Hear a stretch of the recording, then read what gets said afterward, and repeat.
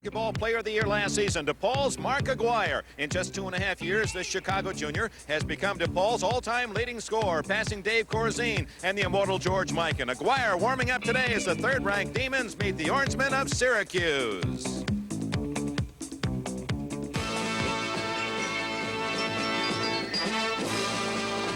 NBC Sports, in association with TBS, presents the best of college basketball. Today from Chicago, it's the Syracuse Orangemen and the Blue Demons of DePaul. Brought to you by Chevrolet and your Chevrolet dealers from coast to coast.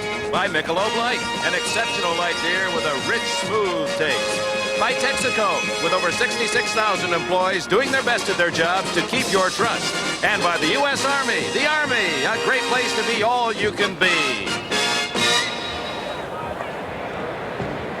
The Horizon in Rosemont, Illinois, suburban Chicago. The scene, 18,000 fans to see the third-rated, once defeated Demons of DePaul and the Orangemen of Syracuse. It's the Midwest against the East today. And hello, everyone. I'm Dick Enberg, along with Al McGuire and Billy Packer. Coach, let's first take a look at the Orangemen of Syracuse. They're 11-6. Well, the key to them is Dan Shays.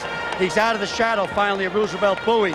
He has to score from 18 feet out. You put him down on the blocks, he'll strip it. You put him on the foul line, you put it in the books. He has to get 25 points for them to beat the Blue Demons today. All right, that's Dan Shays, number 44, of course, the son of basketball Hall of Famer Dolph Shays. Let's go now to the DePaul Blue Demons. They were upset here by Old Dominion earlier this season. Well, Dick, they were upset, but I still think this is one of the premier teams in the United States. And in Clyde Bradshaw, they have the point guard that can control tempo. And for a team that is primarily a six-man club, that's necessary. Watch for him today to lead the break, run the club at the speed that he wants. The left-hander Bradshaw, who sets up his teammate Mark McGuire. Bradshaw himself needs only 13 points to join DePaul's 1,000-point club. It's the Orangemen of Syracuse looking for a big upset against third-rated DePaul. We'll have the starting lineups in just a moment. Bell System knowledge brings you a way to save energy by using your building's existing telephone lines. Save up to 20% of the cost of heating, cooling, lighting, while improving your communications capabilities. Energy and communications managed by a single system from Bell.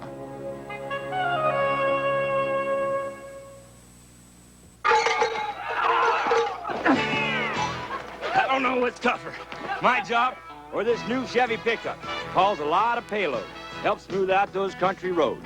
And you can't buy a V8-powered car or truck with better gas mileage ratings. But after a long, hard day... Hey, cowboy. This dude's ready to play, and I play just as hard as I work. The new Chevy pickup, full riding tough. Chevy trucks, built tough, built for economy.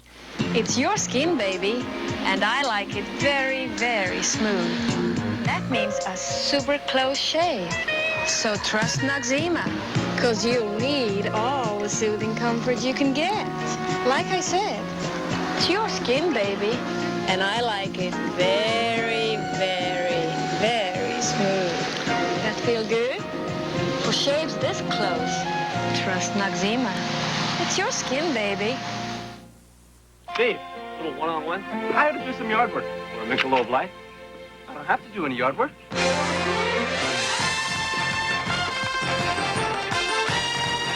Would good friends really go at it this hard just for a beer?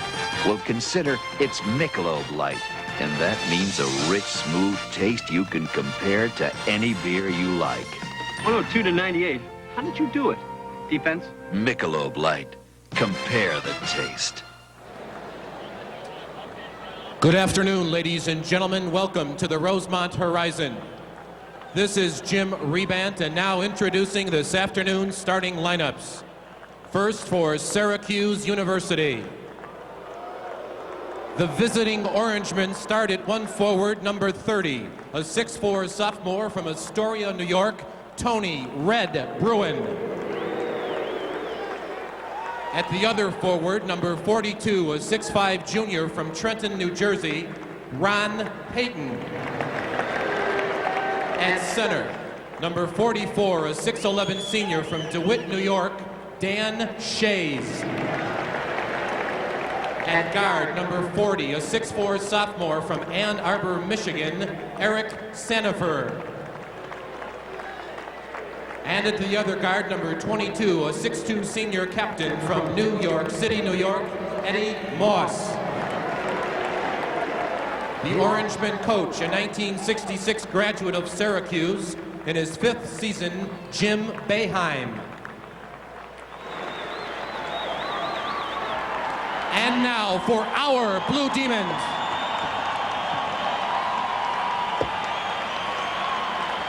At forward, number 24, a 6'7" junior co-captain, Chicago Westinghouse, Mark McGuire. At the other forward, number 34, a 6'8" sophomore, Chicago King, Sweet Tea Teddy Grubbs. In the middle, 6'10", number 32, sophomore, Chicago Carver, T.C. Terry Cumming. At guard, number 44, a 6'2" junior, Chicago Westinghouse, Skip Money Dillard.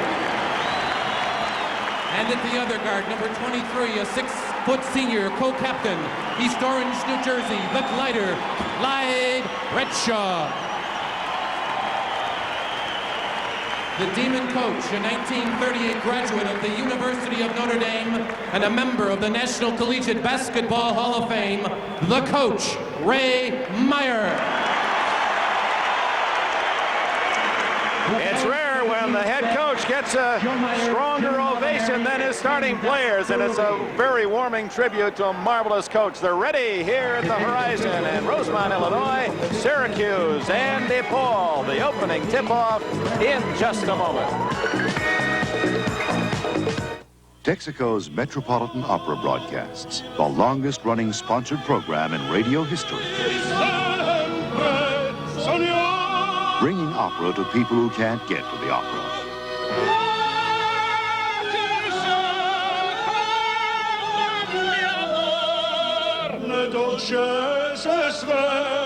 Can you drive that well? Texaco, your ticket to the opera for over 40 years. There's a hungry kind of feeling, and every day it grows.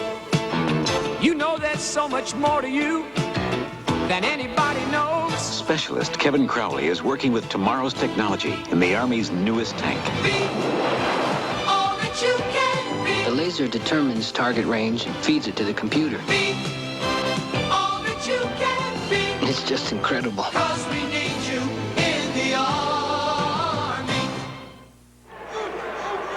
The officials today, Jim Bain from the Big Ten, Larry Limbaugh from the ECAC.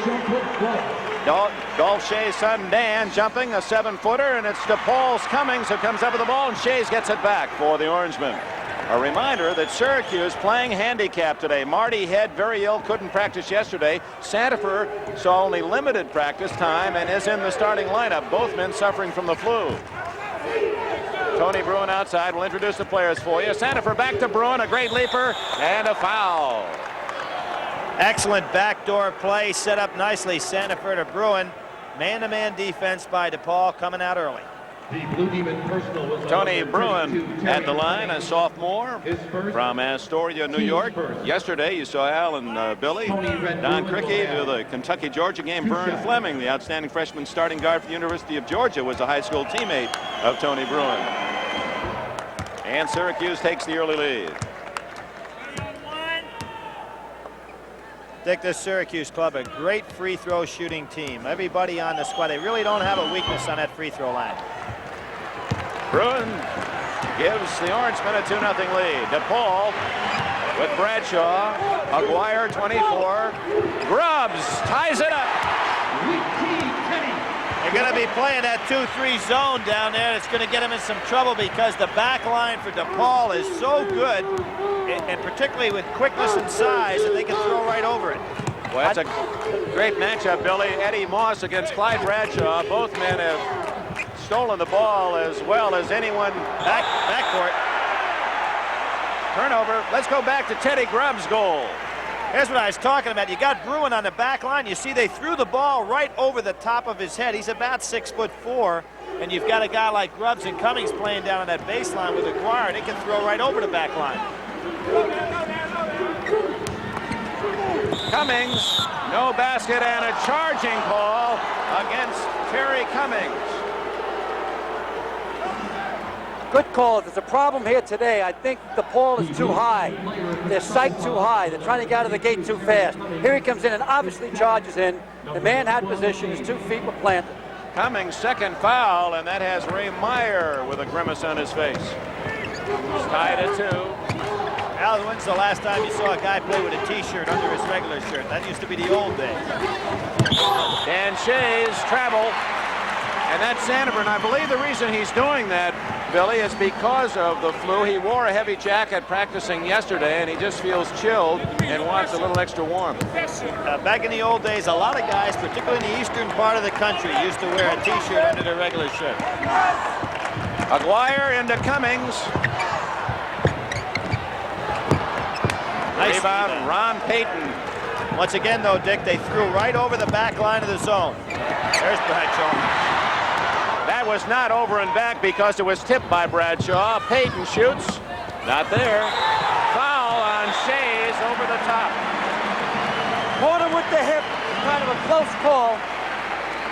Another thing, Dick, I like about the Paul's team, and Bradshaw, here's the jump shot from the corner. You'll see Shays coming all the way from the top of the key, hitting Cummings right in the back. But the thing that's interesting is to watch Bradshaw set the tempo of the game. He just has that intuition to be able to do it.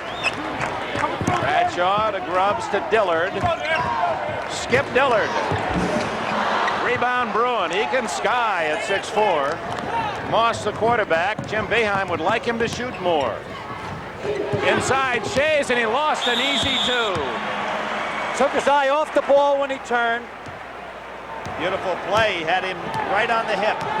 Both teams a little tight. We played 2 minutes and 15 seconds, and it's a 2-2 tie. Grubbs. This is an easy one. And a foul before the shot. Or is it 3 seconds? No, it's a foul against Moss of Syracuse. And it's exactly the same situation. DePaul's picked it up early. Bruin at 6'4" is playing the back line on the 2-3 zone. And watch, DePaul's throwing right over his head. See that? Perfect camera coverage to point it out. And what's happening is Grubbs and Cummings are setting up right behind Bruin, and DePaul can easily get the ball down to him. DePaul inbounding the ball. It was knocked away by Ron Payton. They'll try it again. A 2-2 tie. DePaul on Grubbs' field goal. A couple of free throws by Syracuse's Tony Bruin. That's been it. I'm going to surprise you. DePaul has the power physically, but I think that Syracuse is a little bit quicker than them outside of the center position. Well, Jim Boeheim would like to run if he can get the lead. Well, he's got more people to bring off the bench also. Around that zone defense. Oh, McGuire took his eye off it. That saves it. Stolen by Moss. Pass Eddie. Bradshaw and Moss, they'll get 4 or 5 steals a game when they're hot. Well, I'd be willing to bet you. Well, was that a great pass by Ron Payton? No basket, although it was an easy 2 for Shea. It was an excellent play. They took out from the weak side. He came high and got the pass. Watch it here. He pulls up to the weak side, away from it, so there's no one on the baseline to pick up Dan Shays from the weak side. Excellent coaching on that. A foul before the shot. Cummings goes out. Ernie Randolph into the ball game now as his replacement. Zone defense by DePaul. Eric Sandifer short. Skip Dillard rebounds. Bradshaw on the run. Teddy Grubbs gives DePaul a 4-2 lead. It's so nice to play with a Bradshaw because you know if you're set up, he's going to give you the ball. He's like a mailman. He'll deliver it. Now you see DePaul has gone into the zone with Cummings out there. 2-1-2 with McGuire in the middle. Syracuse, meanwhile, has not scored a field goal in this game, and we played 3.5 minutes. Shays gets 2, and it's tied at 4. He is a genuine 7-footer. He's really a factor in there because they're throwing now over McGuire's head. Well, the problem, he's been a bridesmaid for 3 years behind Roosevelt Bowie. He can shoot from the outside just like his dad. His dad was a Hall of Famer, obviously. McGuire averaging 25 a game, has not taken a shot yet. There He's about ready. Great pass. Randolph can't score, and the foul is against whom? Ron Payton.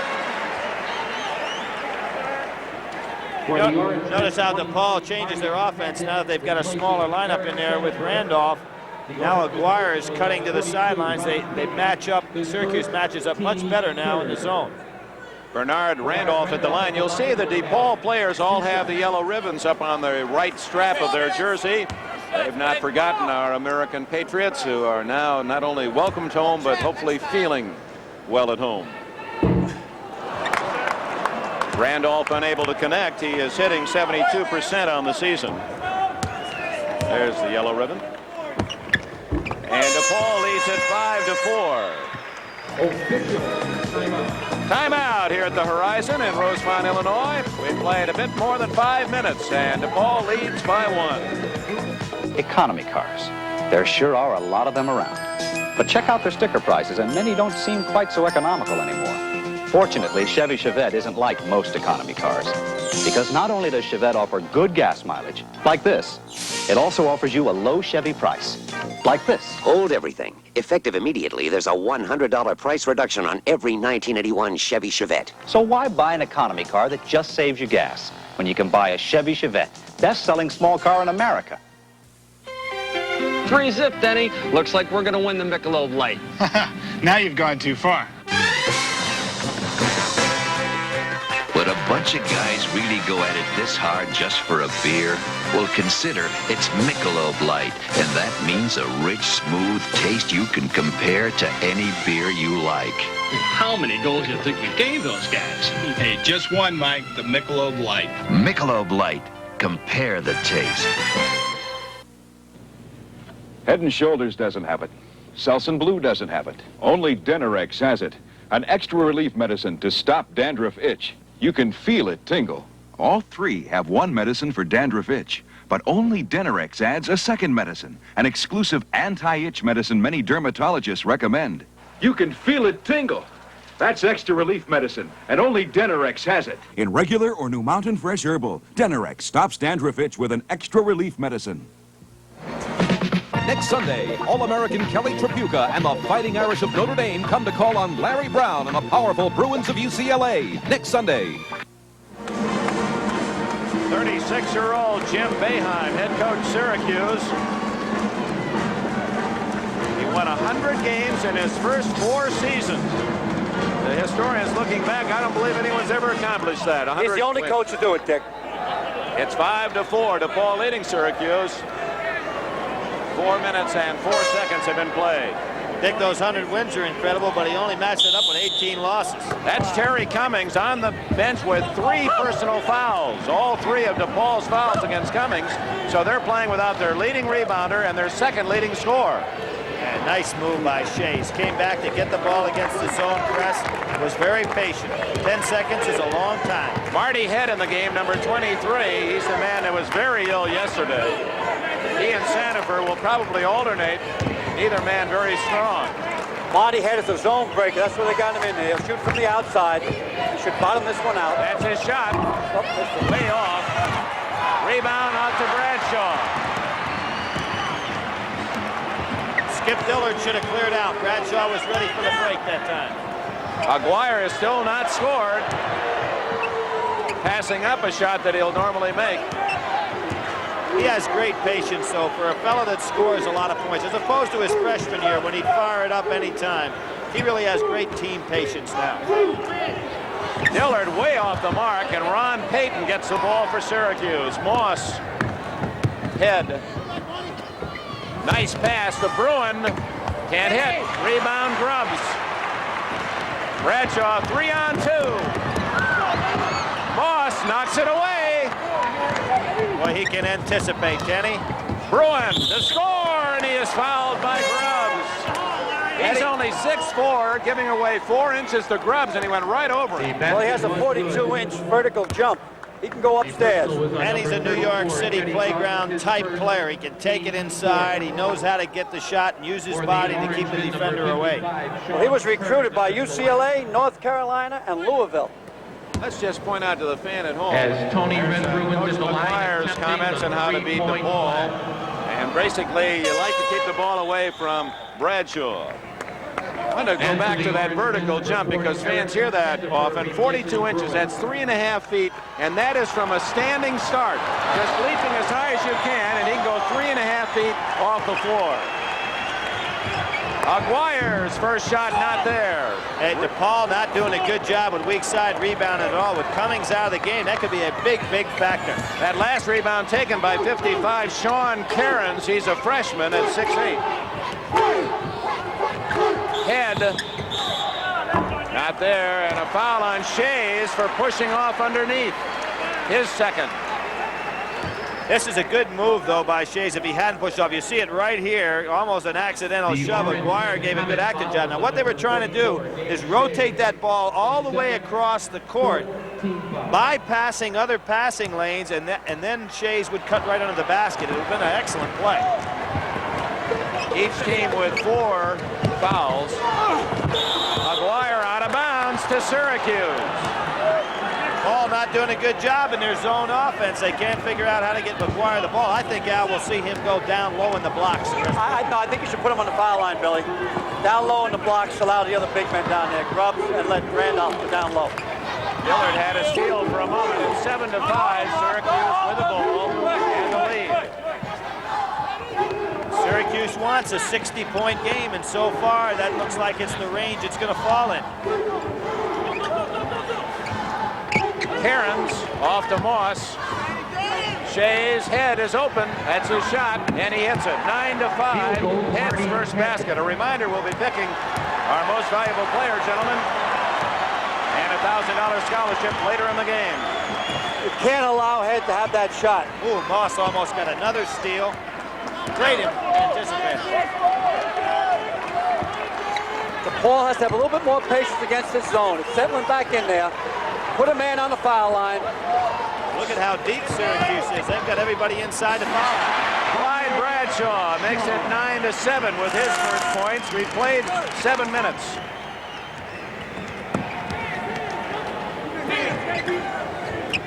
Can't let him have that shot. No way. 2 in a row for Marty Head, the senior from Syracuse. Grew up following the Orangemen at Manley Fieldhouse and played there, and now in the new Carrier Dome.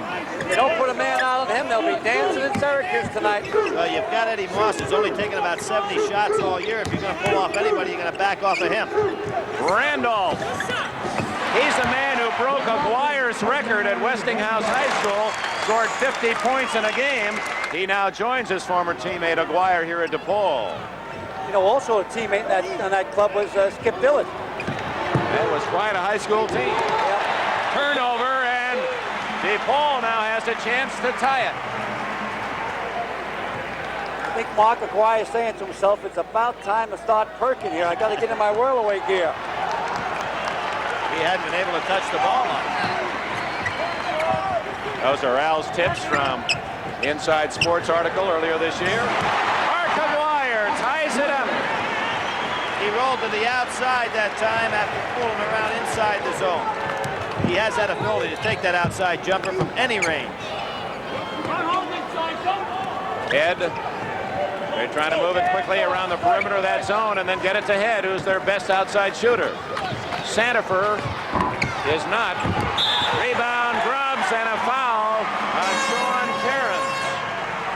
Let's go back to McGuire's first goal. Here he is, down in their blocks. He's fooling around behind the zone. A good place to attack the zone is from behind. You can see Sandifer never even realized he was behind him, and there we talk about that jumper. Any range is Mark McGuire's range. And timeout has been called. 11.5 minutes remaining in the first half. Syracuse 11, DePaul 11. We'll be back in a moment. Benito Cantu, power steering pump assembly operator. This is who we are and what we do at General Motors. It makes you really proud to be #1. I feel that GM produces the best power steering pump in the world. Some are exported to Japan, some are exported to England. they do realize the quality and reliability of our products. The more GM exports, the more U.S. jobs. General Motors, people building transportation to serve people. State Farm and life insurance. More and more people are putting them together because the agent who handles their other family insurance is probably the best agent for their life insurance too. We know our customers. We know their problems and their needs because we see them on a regular basis. The good neighbor idea is a great idea when it comes to life insurance. And like a good neighbor, State Farm is there. That's life insurance, the State Farm way. NBC Sports presents Tomorrow's Champions, featuring the most promising of the new crop of professional boxers, including the tough Johnny Bumpus and Alex Ramos, next Sunday. Back in suburban Chicago, and there's a list, a Hall of Fame list of the winningest coaches in major college basketball history. Adolph Rupp, Fog Allen, Hank Iba, Ed Diddle, John Wooden, and Ray Meyer moving up in the ranks, 6th all time. He's now 67 years young in his 39th year here at DePaul. He came here in 1942 at the age of 28. His salary was $1,800. It's just begun. I think he'll be here for many, many more years. Obviously, his son Joey has promised a job when the dad leaves. Joey says he may never coach here. He doesn't think his dad will ever give up. Oh, nice double team by Syracuse. Sanford 2-on-1 to Head. Get him a saddle. Clyde Bradshaw went for the fake, and he landed right around the shoulders of Marty Head, who's already playing with a headache. This is a real fine feed by Moss, and an even finer catch by Head as he comes down with a jump stop. Excellent fundamental. I like this call, Billy. The average referee would have called that a one-shot foul. But they give it a two-shot foul, but it deserved to be a two-shot foul because he would have had the basket. Excellent call. Head is an outstanding free throw shooter. He's missed only 4 out of 39 all year. They love their sports in the Chicago area, old and young. Dick, if we could get that play back over again sometime, I want Al to re-explain that. Okay. Well, he's saying that Head had a short basket and that even though he didn't get his shot off. Doesn't make any difference. He's got to be in the act of shooting, or it has to be an intentional foul. I agree in principle with Al, even though the rule book may prove you correct, Billy. Yeah, well, Mr. Naismith goes by the rules, not Al's interpretation. Randolph ties it up. Bernard Randolph, he's not afraid to put it up there, and it's tied at 13. He has 4 points. Dick, I'm not going back at Billy yet because I'm not really warmed up yet. It takes me about to the second quarter. The snow got you today here in the Midwest. Tied at 13 as we approach the halfway mark of this first 20-minute period. Clyde Bradshaw in that zone will always look for the steal. Makes him tough, but also makes the zone weak in his area. Moss and Head outside. Tony Bruin inside to Sanford. Nice move, and he scores over McGuire. 15-13. Sanford has his first bucket. Oh, we have another big one for you next Sunday. UCLA Notre Dame. Nice. McGuire dumps it home. Boy, that's a great play by Skip Dillon. Sanford wanted a charging foul on that. Good no call. McGuire with that power move inside. Oh, is he quick off the floor. Great pass inside. Sanford forces the shot and fouled by McGuire. Let's go back to Mark McGuire. Here's a man 225, lightning quick. Boy, great pass inside by Dillard. And we looked before the game about McGuire's, the size of his hands, Dick. It's just incredible for a man his size. He can really catch the ball, and as Al said, he can get off the floor with such power. They got to start getting the ball into Shays. Shays has to get 25 points for Syracuse to win. And thus far, Dan Shays has only 2. Sanford can't connect. He's hitting 73% on the year. You know, Dick, the next time down the court, we can see it right here on the floor. Take a look at Eddie Moss's eyes when he guards a man. It's interesting to watch where he keeps his eyes glued right on the man's chest. anticipating that steal. Look at him. His eyes are incredible. Well, they're starting to call him in the Syracuse area that the glove because he covers his man. That's a bad call. He barely touched him. That's a bad call. Oh, don't forget NBC Sports World next Sunday. Great skiing, continuation of that World Professional Figure Skating Championship, plus outstanding track and field action, the Millrose Games. Next Sunday on Sports World. That'll follow our UCLA at Notre Dame telecast. McGuire hits the side of the board. Moss ahead to Bruin. Dunk. At 6'4", he was way above the rim. He will be a professional someday. He came from all the way in the deep corner on that fast break. Grubbs gets it back for DePaul, 18-17. Grubbs now with 6. You get Grubbs going and you're in trouble. I still remember last year when he got 28 points against UCLA. Ray Myers hoping he'll get him going. He's been a bit of a problem. They can't quite figure out why he doesn't score more nor rebound more. Head can't connect. Randolph ahead to Bradshaw. Moss again. Forced another turnover. Eddie Moss on the run. Oh, nice. And scores. Eddie Moss, his first points, and it's 20-17 Syracuse. Very nice. He adjusted in midair that time. He's going to have Clyde Bradshaw respect him here shortly. He's a great defensive player.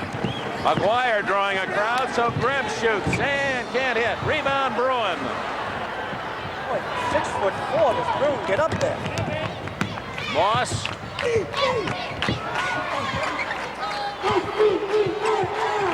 Syracuse has won 11, lost 6. Shays can't score, but he drew the foul from McGuire, the second on the All-American McGuire. Syracuse taking it to him. Now here's Bradshaw going to put it behind his back. You see how Moss anticipated the play. Boy, it's best to get rid of the ball and don't keep trying to challenge that fella, and then he made a great play on the other end of the floor also. Well, Eddie Moss is from Powell Memorial High School, same high school as Lou Alcindor, Kareem Abdul-Jabbar. McGuire with 2 personal fouls, and the number 2 scorer for DePaul, Terry Cummings, on the bench with 3. Grubbs goes out, and Brett Burkholder, a transfer from Rice, Lansing, Illinois product, number 33 is in. Burkholder has trouble running. Shea's a good shooter, misses. Burkholder, in fact, may undergo surgery next week for bone spurs in his ankle. Shays makes it 21-17. That's Syracuse's largest lead. 42, Ron Clayton re-enters the lineup, replacing Sanford.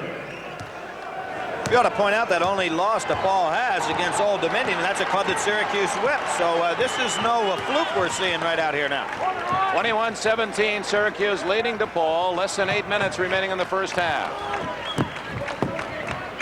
Around the zone, DePaul, Dillard hits. 21-19. Norman Skip Dillard has his first points.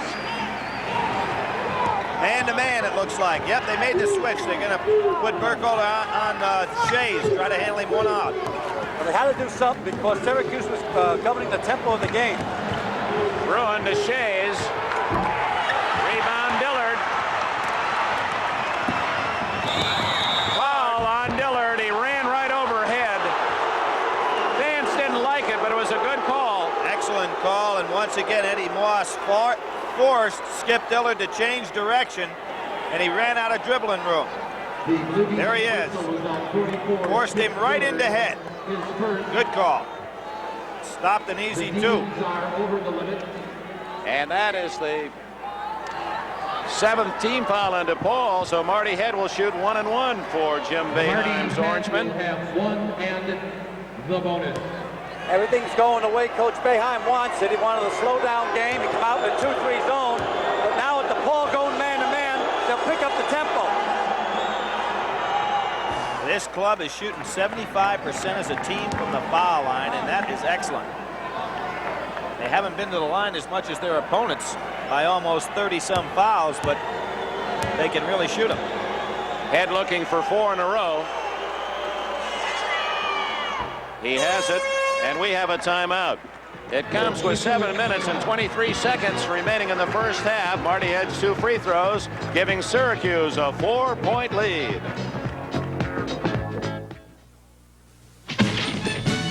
Michelob now brings you the 7-day weekend, all America style.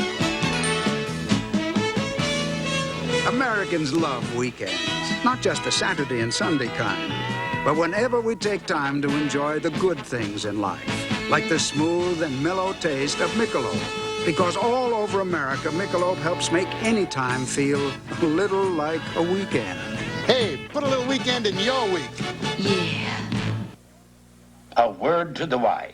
If you're thinking about an RCA SelectaVision video recorder, don't put off till tomorrow what you can do today. Buy this magnificent SelectaVision 650 now, the one with remote control special effects, and RCA will give you 7 blank videotapes worth more than a Franklin. That's $100. The RCA SelectaVision more than $100 tape giveaway. Don't tarry. Time lost is never found again. On NBC Sports World, see World Cup slalom skiing, coverage of the World Pro Figure Skating Championship, and Herschel Walker scheduled to compete in the Millrose Games next Sunday. 7 minutes, 23 seconds remaining here at the Horizon in Rosemont, Illinois. 23-19, Syracuse, a possible upset brewing against the third-rated DePaul Blue Demons. We'll have the top 10 for you at halftime, and it was a good day yesterday for basketball's best. Everyone in the top 10 that played won. And a big game out there for Jerry Prim's club, beating Brigham Young. I tell you, Utah is a team that's not getting a lot of national publicity, but they've got to be playing well. Danny Brains, one of the nation's best. Bradshaw and Dillard at guard. Burkholder, Randolph off the bench with Mark McGuire. But I like now they're starting to fool around that foul line. Bradshaw, he's 2 for 2 outside. 23-21. They're now starting to attack the zone right. They got to get men on that foul line. Bruin. Boy, Burkholder and Shays really moving each other around.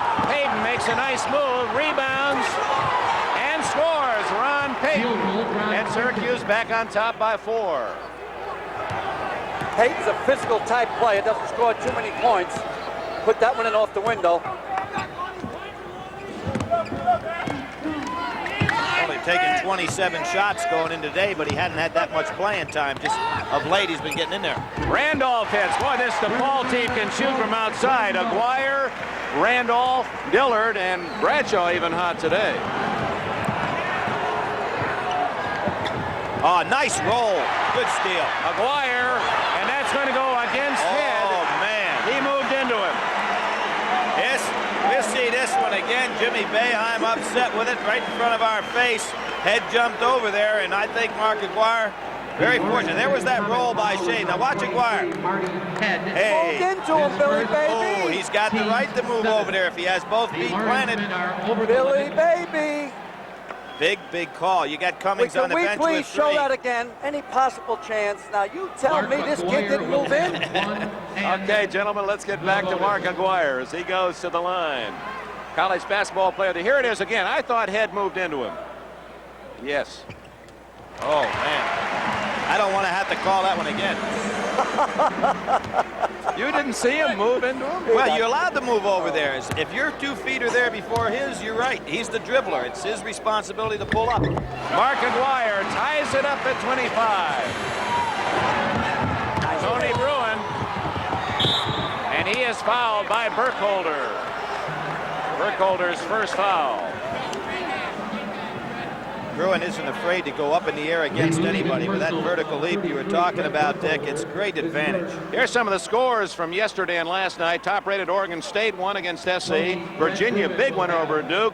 9th-rated Utah over BYU. Wake Forest wins again against Marquette. Kentucky in double overtime won at Georgia, a game you saw here on NBC. LSU, again, a big winner. They're not only winning, they're winning by big scores. 8th-rated Notre Dame by 10 over South Carolina. Indiana and Michigan State were winners in the Big Ten. We'll show you that Big Ten standings later. Bruin missing both free throws, and the crowd, for the first time, comes alive. McGuire. Rebound, Payton. That was Bruin again jumping up and at the last moment altering McGuire's shot a little bit.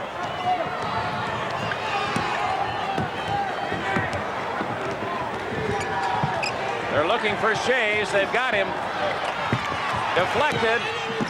Out of bounds off Randolph. I thought Shea should have went to the basket on that one.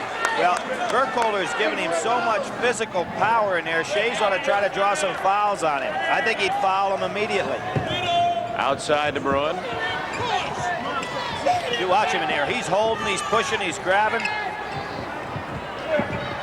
Bruin is not a good outside shooter, nor is Moss. They'd like to get the ball to head against the zone. Here he is. Shays is an excellent passer for a big man. They're looking for Shays. Head hits. That's 3 from outside for Marty Head. 27-25 DePaul. 10 points for Head to lead Syracuse. Nick, we saw a great pure shooter in Master yesterday for Kentucky. Boy, for a young guy, he's got the outside shot. Clyde Bradshaw is 3 for 3 from outside, and the game is tied again. DePaul has to get inside against that zone, make things happen, get some three-point play. You can't win from the perimeter. You got to shoot from out there, but just to keep them honest, you've got to get the second rebound. DePaul now playing a man-to-man. Bruin, great fake, but he misses the layup, and McGuire rebounds. Randolph, nice play. Dillard can't hit, and a foul on Burkholder of DePaul. That's a fine fast break, and Mark McGuire took it from one end to the other. Good pass inside by Randolph. This is a tough shot by Dillard. Almost had it. There's Burkholder coming over the back. Gentlemen, Ray Meyer, you see Jim Boeheim, but Ray Meyer is the winningest active coach in major college basketball, but he has won about 100 games less than the man featured in our halftime show. You're going to meet another of the many outstanding coaches in this nation. Al McGuire, Billy Packer, and I will share that with you at halftime. Dan Shays gives Syracuse the lead at 28-27. He's now looking for his 5th point. Now, what do you feel about the tempo in this game? I think it's all Syracuse. I feel that DePaul made the right move about 6 minutes ago when they started going man-to-man to create action. Now, the albatross around DePaul's neck was Cummings picking up the 3 fouls early in the game.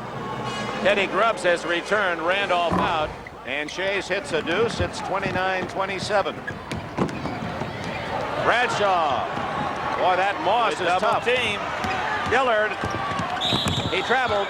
So the pressure by Syracuse forces another turnover. Another thing there, the pass by Dillard was going to go to Burkholder with Burkholder on the move. You have to remember who you're going to pass the ball to, because a good pass normally to an McGuire would not be a good pass to a Burkholder. What we used to do, Billy, anyone over 6'7", we did not pass the ball to in the fast break. Inside to Shays, and the foul is on Shays of Syracuse. Let's point out something here. This game, which is very unusual, both the Big East and DePaul used 3 officials. We'll see the pass inside. Shays gets the catch, goes up with the shot. Boy, I couldn't see that one. It looked to me like it's a foul on DePaul. Let's see it again. What do you think, Al? I got to go along with Billy on this one. I think the kid got over there in time. He comes to the weak side, gets position there. I would let it go. I don't think there should be any whistle at all. But that's 3 fouls on Shays. Timeout, 29-27 Syracuse. This Bud's for everyone who serves us a hot one, pops us a cold one. This Bud's for you. For all you do, the king of beers is coming through. Yeah, just for you. That distinctively clean, crisp taste that says Budweiser. For all you do. This Bud's for you. Hey! You're driving half a car. To prove Haviland Supreme gives cars engine protection up front. I know, but... Well, you should know. It delivered proven protection in punishing state trooper testing. Yeah, but... Where's the rest of my car? Yeah. Here it comes. To prove Texaco's Haviland Supreme delivered improved mileage, too. Upfront protection backed by improved mileage. That's Haviland Supreme. Do me a favor. I know. Prove how good Haviland is in the next county, huh? Arsonists make things hot for Ponch and John. Whoever torched that thing had enough gasoline to float a battleship. Chips right after Disney, Sunday on NBC. Ray Myers, Blue Demons. 2 more team fouls. Ray Meyer and Jim Boeheim. Boeheim is 31 years younger than his opposing coach today, and Boeheim himself has done well. He was the unknown guard that teamed with Dave Bing and that fine Syracuse teams back the early 60s. He was a walk-on in the freshman. You had freshman teams at that time. Then he finally got a scholarship. Played 5 years in the Eastern League, which is Elmira, Wilkes-Barre, Hazleton, those type of places. You got to give them 2 fights a game or they don't have you come back the following week. You'd have been tough in that league. Yeah, halftime usually went on for an hour because you always had a dance. Then you come back to the second half, you slip all over the place. 28, 27, 29, 27. DePaul trying to tie it up, and another turnover. Dillard tried to shoot before he had the ball. That's the 3rd time today we've seen a guy look at the basket instead of catching the ball first. For the young players playing, obviously you got to get the ball first and then look at the basket. And I think Ray Meyer is going to take Dillard out. Coming in with Peaches Moore, a real soft shooter. Great pass underneath, a block, and a foul on Teddy Grubbs. Grubbs now with his first foul. We'll see the play inside, and Grubbs looked like he was right on top of this shot. Sandifer inside. Sandifer looks a little weak from that flu. Oh, we just missed the play on top of the ball there. That's Teddy Grubbs' 2nd foul, excuse me. Sandifer at the line from Ann Arbor, Michigan. Dick, I was pointing out that the Big East uses 3 officials. Jim Bain is usually working a lot of Big Ten games. He's used to working a 3-man crew. Both of these fellas assumed they would be working a 3-man game, but only 2 men were assigned, and they don't know why. 31-27, Syracuse by 4. Pressure in the backcourt. No call. Boy, good defensive pressure. And he just does get it to Randolph. Randolph made a nice move coming back to the quarterback. Shea's sitting out of there now. Not there. Nice play by Randolph to slip inside to make it 31-29. 9 points for Randolph, playing for Terry Cummings, who's on the bench with 3 early fouls. Syracuse really has a small lineup on the floor right now. Bruin. Oh, what a play. Red Bruin just started the first game last Friday against Old Dominion when they beat them. 9 points for Bruin.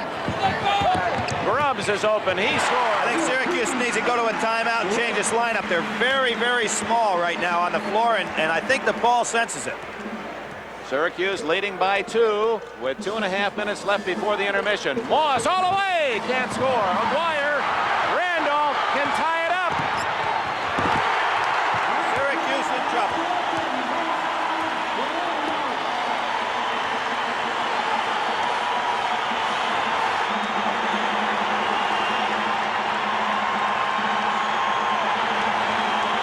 Slow down, Syracuse. You're starting to play DePaul's game. You're allowing the crowd back in the ball game. I told you. Bradshaw. Grubbs.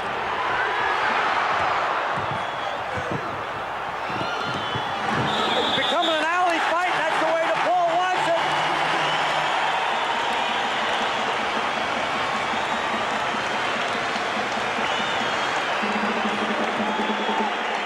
Here we see the battle right now. Now, you could just sense DePaul being so much more powerful with this lineup in the game. Randolph coming down here with the stuff. This was the play right before the last one. And now here's the last skirmish. Here's the war of 1981. Battle of the Bulls. Boy, they really went after each other. Randolph jumping against Sandifer is an inch taller. And DePaul tied at 33. 1:45 left in the half. The Demons trying to take the lead. Freshman Jerry McMillan in the game. McGuire can't score, but he draws the foul. I'm not sure it's a hairline decision on Boeheim at this time, but A timeout, maybe, because the crowd's going, the ball's going, Mark McGuire's starting to perk, and they go in there 4-6 up at halftime, and it really would hurt Syracuse. You could even think about holding the ball the rest of the way, because certainly the momentum has gone to DePaul now. Yeah, the score's tied now, 33 each. Next Sunday, gentlemen, Sports World. Some of those young Olympic boxing stars will be featured, along with skiing and figure skating. And, of course, UCLA, Notre Dame next Sunday on NBC. McGuire gives DePaul the lead, 34-33. You know what happens in basketball, you can win and lose the ball game, any part of it. A lot of people think it's just the last 3 or 4 minutes. But this is a key time in the game. Syracuse can lose the game right here if they're not careful. Eric Sandifer pulled up short. Oh! Tony Bruin, what a tip! Hey, Big Red, he looked like Walton from UCLA on that one. A cuff dunk by Tony Bruin, who's only 6'4", ties it at 35. He was really a highly recruited high school ball player. That was a blessing for Syracuse, too. Had they not made that basket, they could have been some serious trouble. Great play. Grubbs to McGuire. Oh! Payton with a great block. Beautiful block by Payton. 2 superb plays by Syracuse. Sean Cairns not there. And Grubbs rebound. Final minute. McMillan. McGuire. DePaul leads 37-35. Slow it down, Syracuse. Play for one shot. 40 seconds left in this first half. They'd be smart to pull it all the way out because they've got to spread, Billy. Yeah, they got to spread the ball. You know, it's like Joe Louis in the ring. You know he's going to get at you. That's how the ball is here. Jimmy Boeheim signals one shot. All right. How about Red Bruin? Huh? One-on-one player. He's got it. 13. Bruin with 12. Bruin with 10. Bruin loses the ball. And a jump ball. 5 seconds left. Boy, Actually, Dick, 5. you can just feel it in the arena now, can't you? It's like a lion stalking someone. The ball is stalking them, trying to get at them. It was a hibernating beast earlier in this half, but it finally has erupted in the last 5 minutes and has the crowd now excited in the Demon cause. 5 seconds left in this first half. DePaul leading 37-35. Well, Syracuse lining up in a funny form here. They're allowing Bradshaw to be straight ahead. Here we go, McGuire. It'll count if it goes. Oh!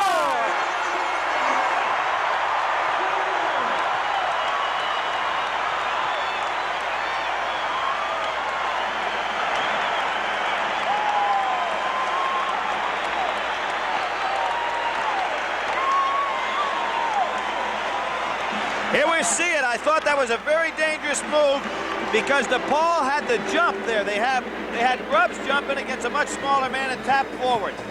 Hey, you couldn't script it any better. Mark McGuire with a 35-footer at the buzzer. DePaul by 4. Chevrolet announces America's lowest priced full-size diesel-equipped sedan, Chevrolet Impala. Look at these mileage numbers. Now that's better fuel economy than some smaller foreign cars, and you get the economy of lower priced diesel fuel. You get incredible cruising range estimates like these, all with roomy full-size comfort. So get up ahead with America's lowest price full-size sedan or coupe, the 81 Chevy Impala, now with available diesel economy. Back at the Horizon in Rosemont, Illinois, DePaul down by 4 with 4 minutes to go. Gets a rally and leads by 4 at the intermission with Mark McGuire, a sensational shot at the buzzer. Dick Enberg, Al McGuire, Billy Packer. A note, your reaction to the first 20 minutes. Well, I think what happened is that Syracuse was very fortunate for going in 4 down. They could have got blown out at the end of that ball game. They got to go back to their game plan. Keep it slow. Don't go 1-on-1. Settle back in your 2-3 zone. And to borrow a line from you, they have to get the ball more to Dan Shays if he can stay out of foul trouble. Well, you got to dance with the girl you brought to the dance. Okay, Billy Packer, how about DePaul? Well, I think they got the tempo they wanted right at the end of the half there. McGuire started to assert himself. Foul trouble hurt him early. When Cummings went out, that really changed their game plan. I think they've got it back now, and right now they're in the driver's seat. 39-35 DePaul leads a man who has coached more than 700 victories in this great game of basketball. Our featured guest on our college basketball halftime report follows these messages from your local station. Third-rated DePaul leading Syracuse 39-35 at the intermission. Coach Al McGuire, interesting feature again today. Yeah, Coach Kivisto, a high school coach. They're the true coaches in the country. This guy has made hundreds of young men into bigger men. You know, pro and college coaches may be overpaid, but certainly underpaid are the men who coach the youngsters at the high school level. Here, a tribute to one of those top teachers of this game. He's won more games than any coach active anywhere. 738 wins in a 37-year career. And Ernie Kivisto is still going. 59 years old, he's one of the nation's most successful coaches at any level. At East Aurora High near Chicago, his teams are legend. This season, he's lost only one game, is in the state's top 10. A year ago, with a lineup that averaged less than 6 feet, he went 25-3. Ernie Kivisto, a winner. As a coach, it's not the win so much that really keeps me going. It's the fact that my kids do go to college. And I have 158 kids that have received basketball scholarships. I have 12 coaching in college, 32 in high school, 18 in elementary, and about 14 in junior high. Have any chance to go on to college for those 37 years? Yes, I have. I have probably turned on 40 college jobs the last 10 years. I never thought about it. The reason, Al, I feel that in high school, you do the coaching of fundamentals. Now, you're hurting me when you say that. Well, I'm not hurting you because you've had your share both in North Carolina and at Marquette, and I know the job you've done. How about the money in college? Doesn't that attract you at all? Well, I've thought about it, but I feel that it's the work that's most important. I feel my coaching is more important than the money that I may make more in college. I'm not even concerned about that or really think about it. Work hard, Kevin.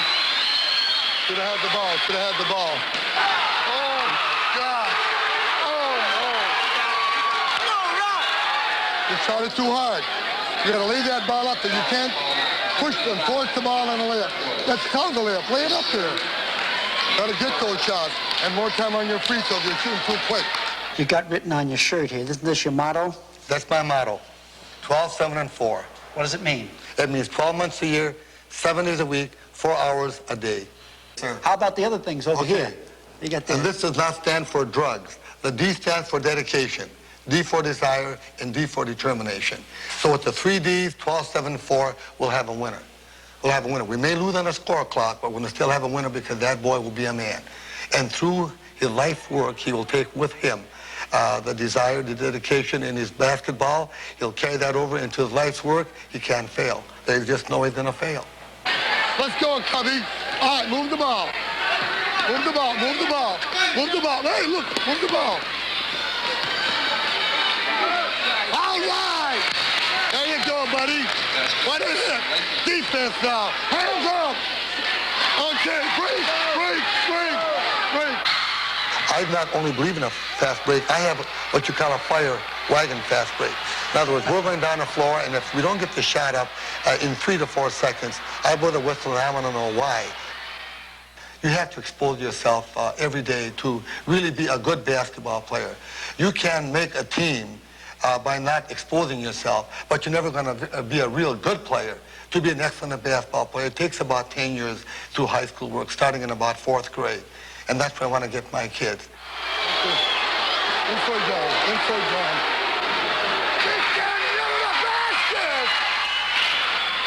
Move the ball, no, Bobby!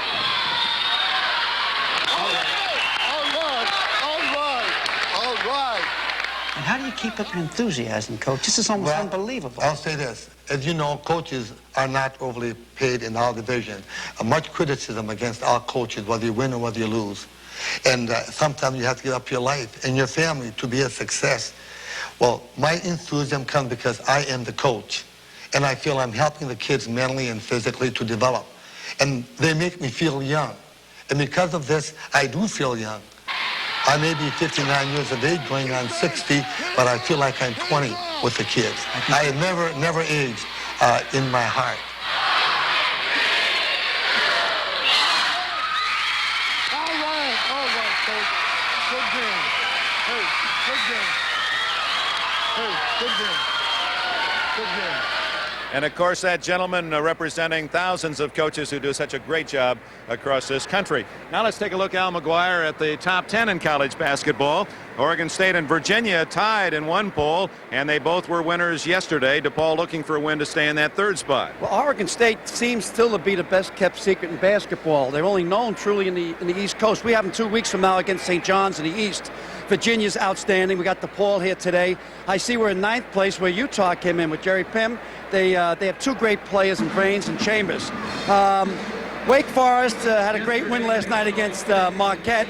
But I'm watching North Carolina. I think North Carolina is going to end up one of the better teams in the country this year.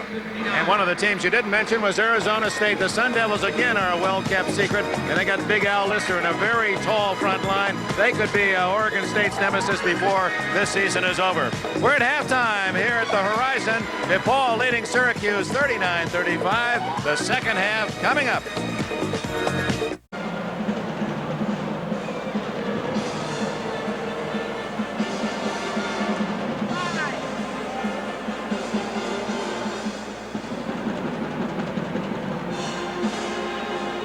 College basketball being brought to you by Chevrolet and your Chevrolet dealers coast to coast. By Lowenbrau. When you want the taste of a truly great beer, there's really only one. Tonight, let it be Lowenbrau. By Noxema Shave Cream. For close, comfortable shaves, Noxema. And by General Motors.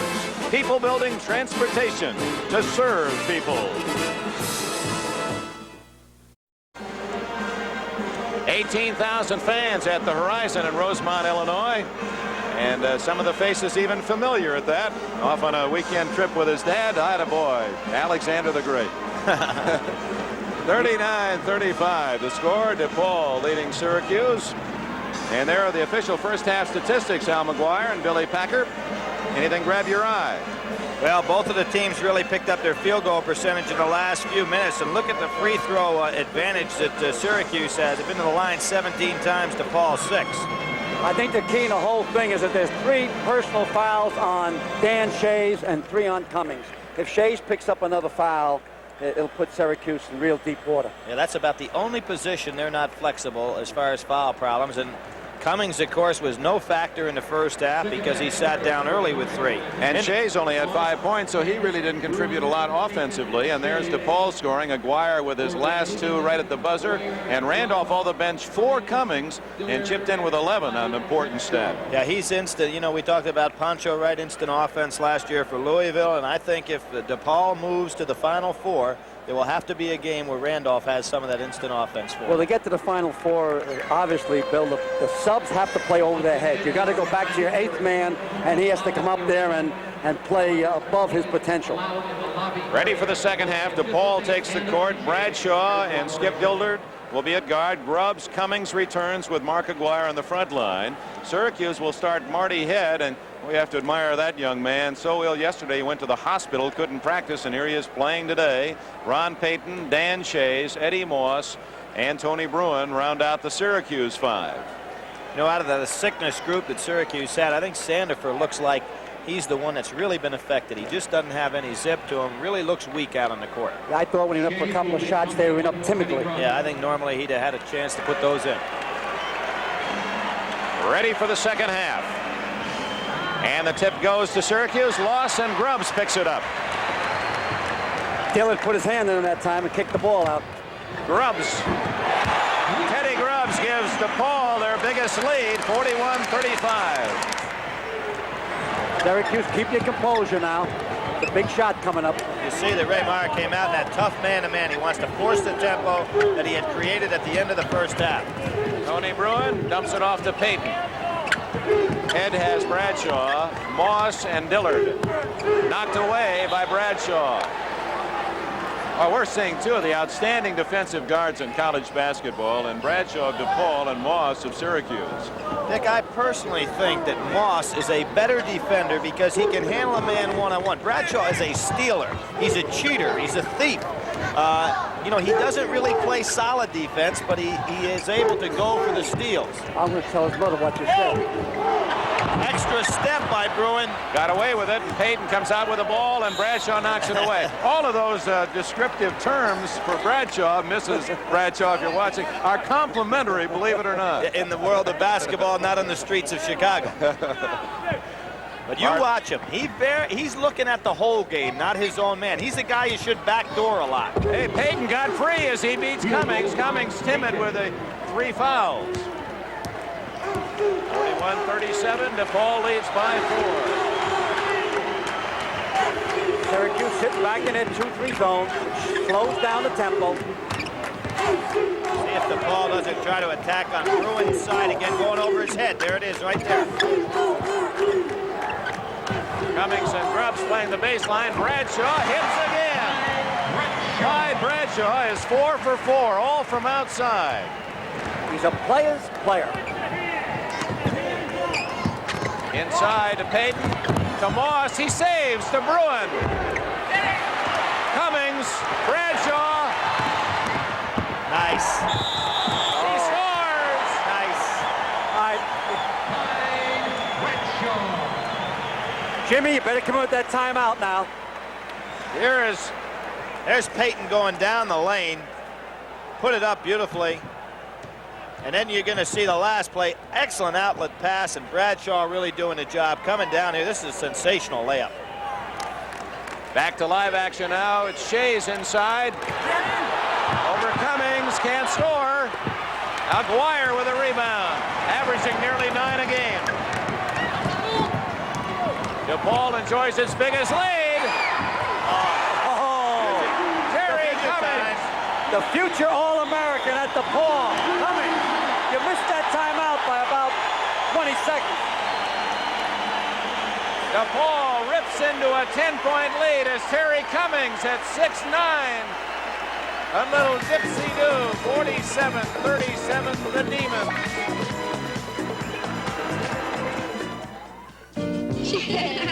My alternator light won't go out.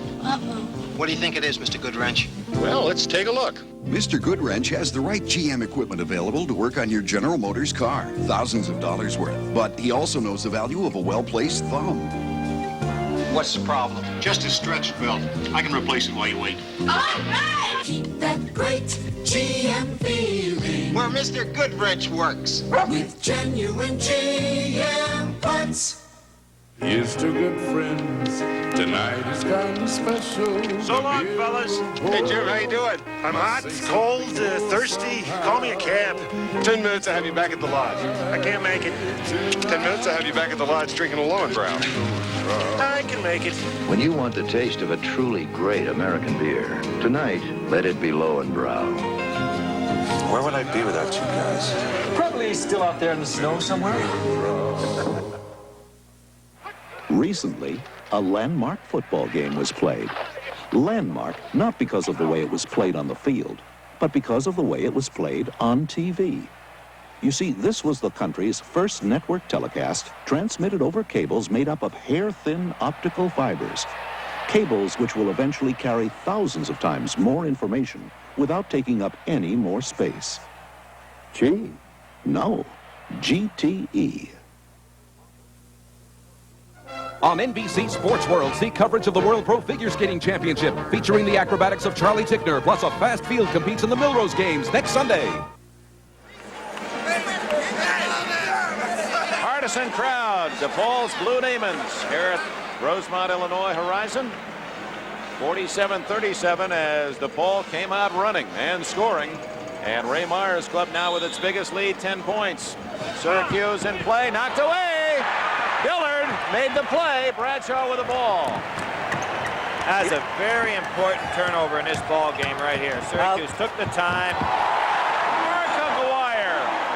The old fox Ray Meyer knows he got a run going, so he's keeping the pressure on him. Syracuse needs a basket. Get it into Shays. There you go, a backdoor cut. Whoop. Syracuse. I'll tell you what I think is a good play right here for Syracuse. Get the ball into Shays and run the backdoor cut on Bradshaw's man, because Bradshaw is going to go for the double team on Shays and get an easy basket. They really need an easy one here. Now it's not a difficult shot. Ooh, they're going man-to-man now. That's surprising. DePaul has outscored Syracuse 10-2 in this second half. Watch Mark McGuire go uptown. Eddie Moss, foul. Moss trying to create something for Syracuse. In comes Eric Sandifer, number 40, and Marty Head goes out. Might be a time to challenge Shays, too, with 3 fouls on him. Well, there's no way that Ron Payton can handle Mark McGuire man-to-man. And a clear out for Cummings. Oh, Bradshaw had a good setup there, but Cummings didn't get him the ball. There you go. McGuire. Oh, nice tap back. Cummings is the man who made the play. McGuire again. And a foul is against Syracuse. Ron Payton. Payton trying to hold him, and McGuire's got such a big body, and he's under control. I thought Payton had decent position. I think Ray Meyer did too. Look at him over there taking a little puff. Mark McGuire's a scoring machine. Yep, he's tough. He's got the body. He's got the control. That ball went through his legs. You see he did have the corner turn. Terry Cummings, 51-37 as DePaul comes up with a 12-2 burst here in the second half. Eddie Moss. Syracuse desperately needs a basket. Now let's get one now. Take your time, Aaron. Take your time. Just watch Bradshaw. He's got his eyes on the whole court. Eddie Moss is wide open. Yeah! Off Payton, out of bounds to DePaul. They've lost their concentration offensively. Good job by Ray Meyer. At the end of the first half, when he put all that tough man-to-man pressure on, he changed the momentum this entire game. Notre Dame, UCLA next Sunday. Oh, what a series that's been. McGuire! Oh, my! Look out. He's going to dance on your face. Outstanding player of the year last year as a sophomore. With 3.5 minutes left in the first half, Payton to Shays and a foul. He kicked off a nice pass that time. Excuse me, Dick. That's all right, Cummings. I just want to get in. That's his 4th foul, so that becomes critical again. Ray Meyer may have to take him out. We want to remind the fans what a comeback this has been for DePaul. They were down by 4 with 3.5 minutes left. Took a 4-point lead at the intermission and now lead by 16 points, and it happened like that. Dick, I think the reason that Cummings is not coming out there, he didn't get but 3 minutes of playing time in the first half. They've got a nice working margin now, so Ray Meyer might say, hey, let him foul out of this one. Let him keep playing and get some consistency in his game. Back in the zone now, DePaul, and there's Head. Not there, Shays. Grubbs got it away. Shays is not a leaper, obviously. No. Bradshaw, great pass. Oh, my. Poetry in motion. Mark McGuire, a ballet leap and a finger roll. Mark McGuire knows when the television sets are on. Syracuse has been outscored now 16-2 in the second half. Tony Bruin misses. And a foul on Grubbs. Let's go back to McGuire. You could put music to this one.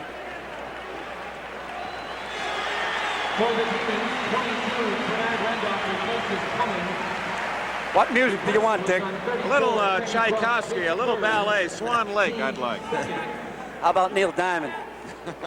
You're in another league.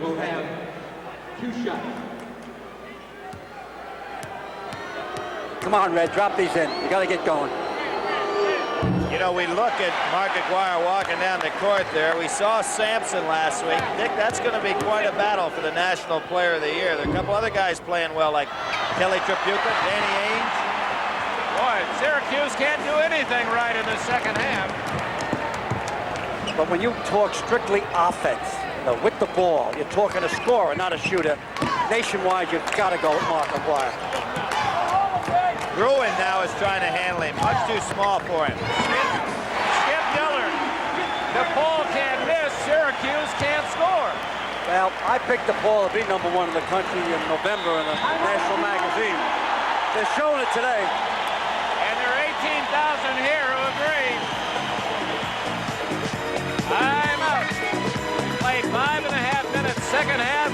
only DePaul by 20. We're pleased you joined us. The Horizon in Rosemont, Illinois. Dick Enberg, Al McGuire, Billy Packer, 59-39, and DePaul roaring into a big lead. Don't forget, next week, UCLA and Notre Dame, 2 o'clock Eastern Time, 11 o'clock on the West Coast, followed by Sports World. George Finkel, John Gonzalez, our producer and director. Hope you're enjoying this telecast as we continue our coverage right through the tournament and the finals in Philadelphia the last weekend in March. We need a basket.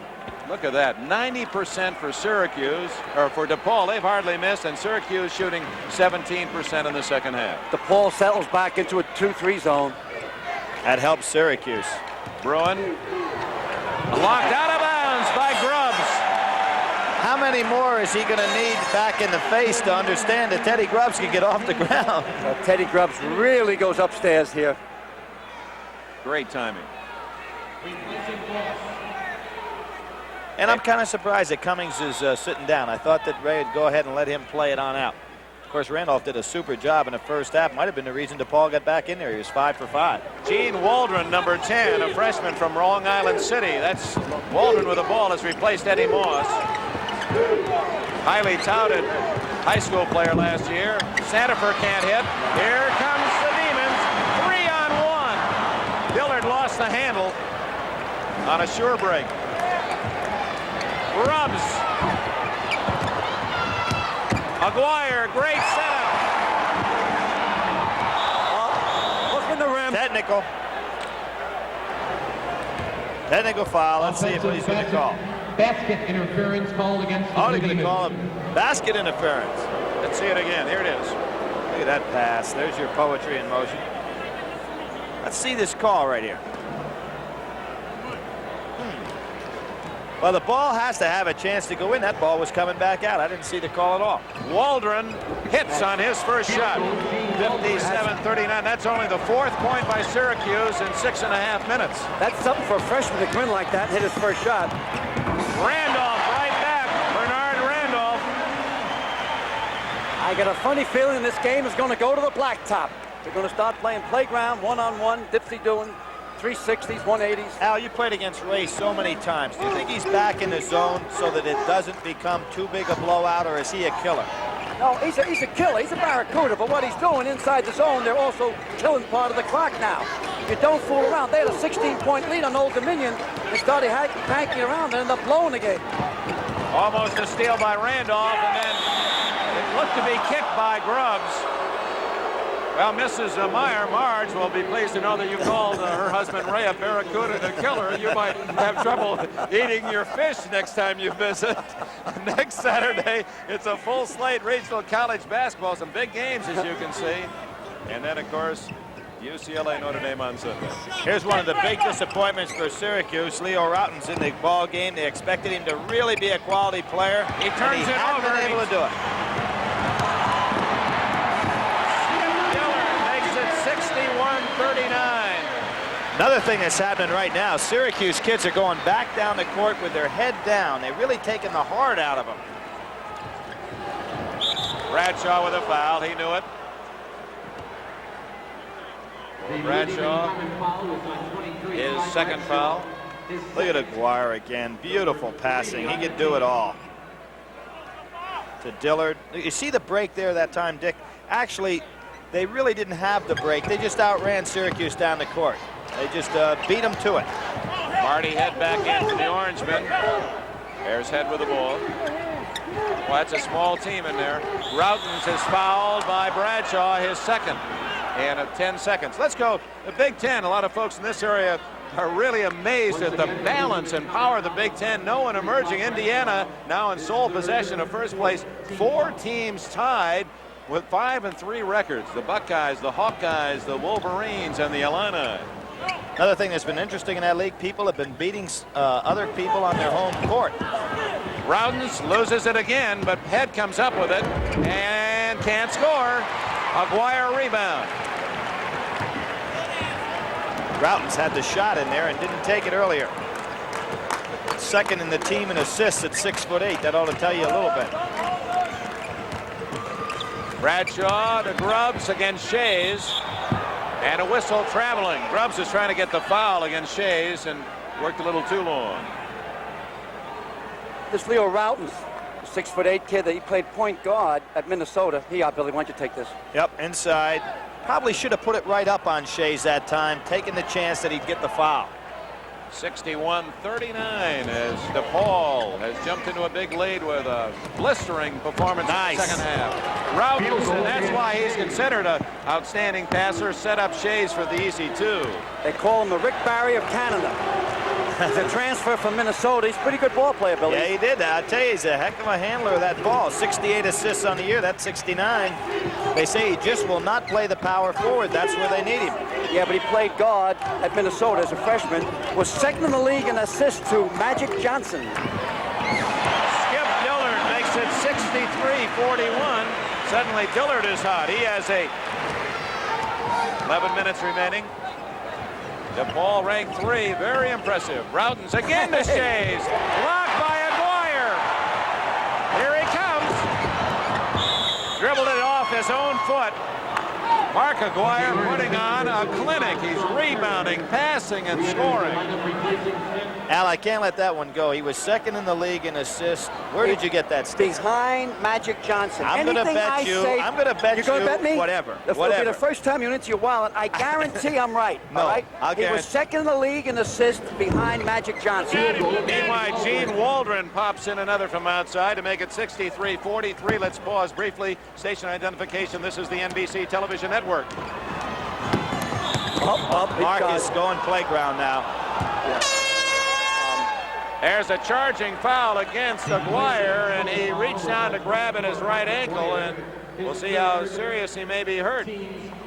McGuire wanted to go to that windmill one-handed dunk and ran down the opposition. Jerry Cummings replaces McGuire.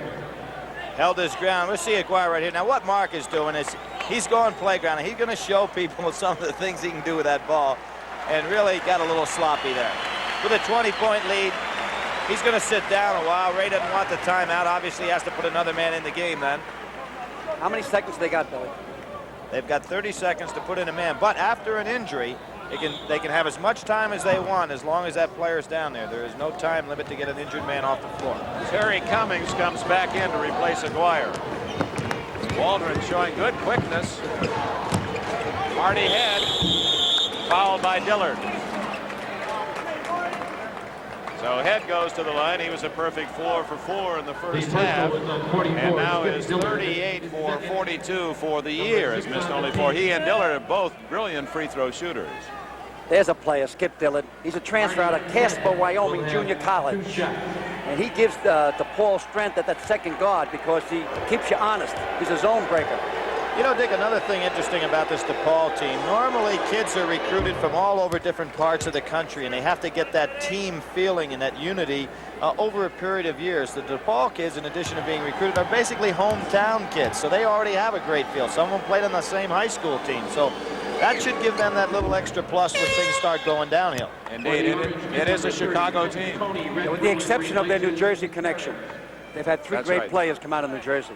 Gary Garland, who is here in the audience cheering his former teammates today, in fact, is one of them. Bradshaw, the other one, and the freshman that's playing now, Gene Walton's the last one. Of course, he's with Syracuse, though. Here we have a little indecision on the part of the 2 officials as to what happened there. And that's where that tough full court coverage for 2 men took place to get the ball back to Syracuse. Shays gets 2, and it's 63-47. Syracuse has scored 6 unanswered points. Grubbs, Teddy Grubbs.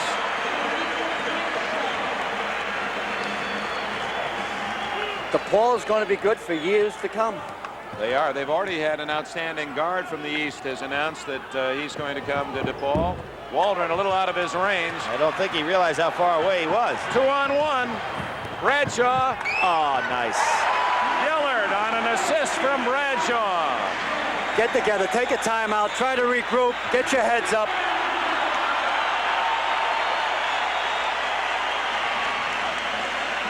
Let's see this feed again by Bradshaw, the all-time assist man in DePaul history.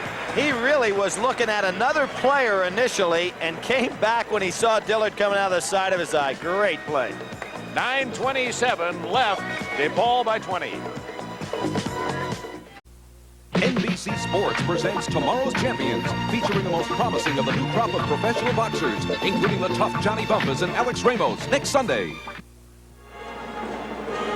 Ray Meyer at 67, looking for that one final plum. Some feel he will never retire, but might consider it if he wins the national championship. And he has formed, really, Al McGuire, his own alumni association around the country that are rooting for Meyer, a tribute to seniority, to win that national title. Well, he's the Geritol coach. He's the senior citizen coach. He's a good man, just an outstanding person, and sets an example for his 15 grandchildren. Marty Head gets Bradshaw in the air and can't hit it. Rebound McGuire.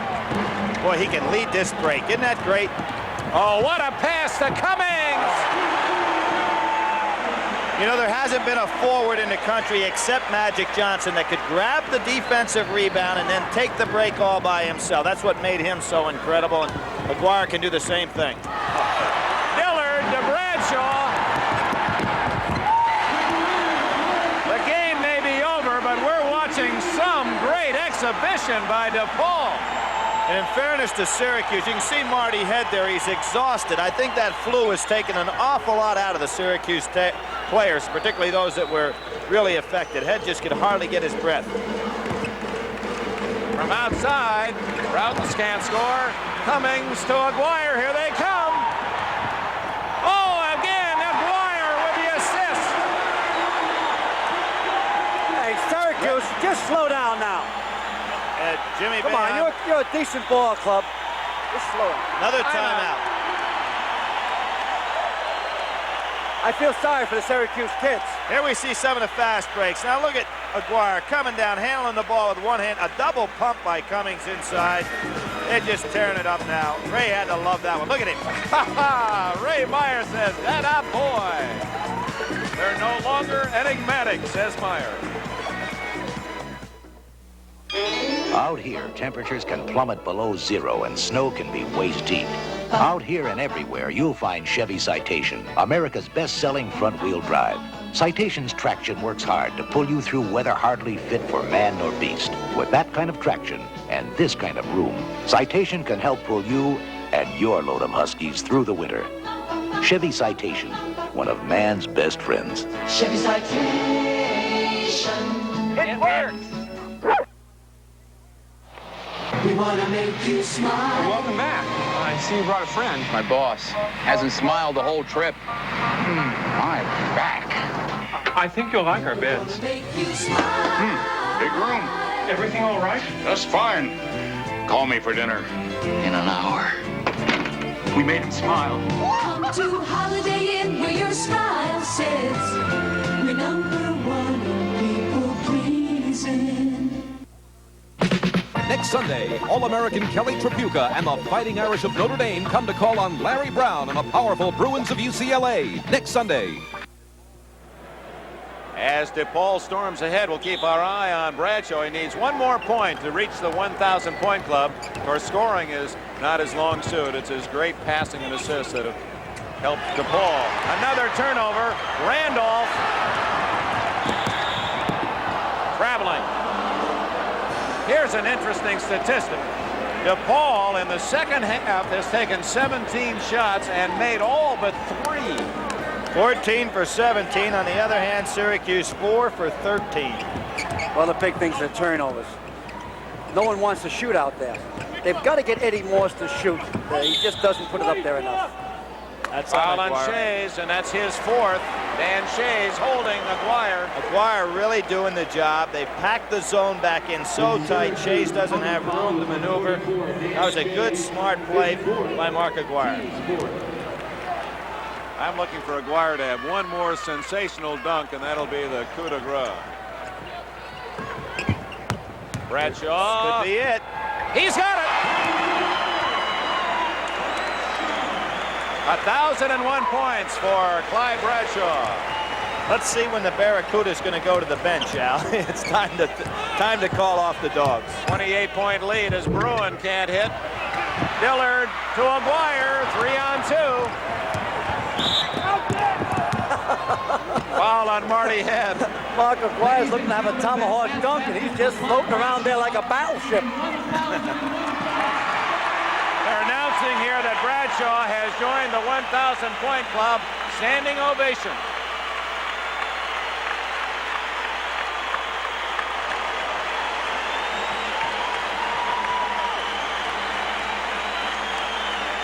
Reminder, next Sunday on NBC Sports, start your day at 1 o'clock Eastern Time with boxing's tomorrow's champions. Then, of course, Sports World coming to the block. They're doing everything right. One of the problems underneath there, that Shays' feet are kind of slow. 77-47, Randolph. Oh, he wanted to dunk it. There's another example. The Syracuse players are really worn down. They've lost it in more ways than one. Randolph was going to use a cup dunk that time and lost the handle. 79-47. Syracuse has scored only 12 points in the second half, and DePaul has scored 40. Turnover again. You know, another thing I think we need to emphasize a little bit here is Syracuse is just starting to make a decent move in the Big East. They feel they've got a chance to get back in that conference. I don't think this year the Big East has any of the strength at the top that it had last year with the three great teams at Georgetown, St. John's, and Syracuse themselves, but pretty well balanced, and Syracuse thought they could have a chance to make a run. This certainly has to hurt them. Here comes Mark McGuire on. Listen to the roar.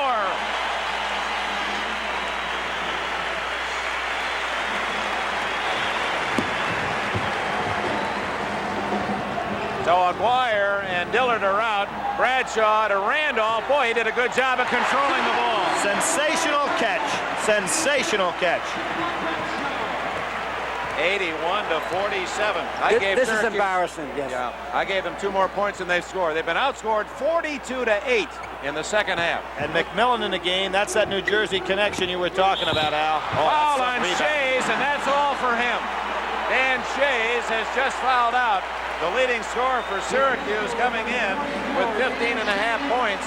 He leaves the game with less than 10. 9 points for Shays. Next Sunday, boxing's tomorrow's champions. Those are those fine young Olympic boxers that won. UCLA Notre Dame, a classic at 2. And at 4 o'clock, another outstanding NBC Sports World show with skiing, figure skating, and the Milrose game.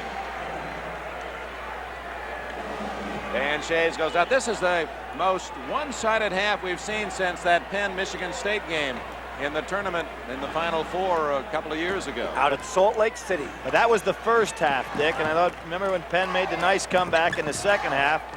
But Michigan State was devastating throughout that entire tournament. Now you got Dennis McGuire in the game, the guy that makes Mark McGuire practice hard. That's McGuire with the ball. He gets away from Syracuse for a moment, keeps it alive, and Terry Cummings. They have to be on a record-setting pace for the second half. DePaul, they've only missed 3 or 4 shots. Well, Jerebko walked, and of course, I think kindly the officials didn't call it. No, surprisingly, no one's leaving the arena here.